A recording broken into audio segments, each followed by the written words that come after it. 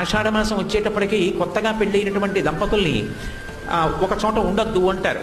ఒక చోట కొత్తగా పెళ్ళైన దంపతులు ఉండవద్దు అనడానికి అసలు కారణం ఏమిటంటే, ఏదో అంతకుముందు పెళ్ళి అవుతుంది, ఏ చైత్రమాసంలోనో వైశాఖ మాసంలోనో పెళ్ళి అయిందనుకోండి.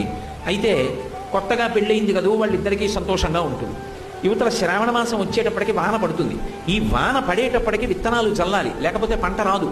రైతు తెల్లవారుజామున ఏ 3 గంటలకో ఆకాశం మబ్బేసి గాలేసి చినుకులు టపటప పడుతుంటే గబగబా ఇంట్లో పెద్ద ఆయన నాగలి పట్టుకుని పొలానికి పరిగెడతాడు.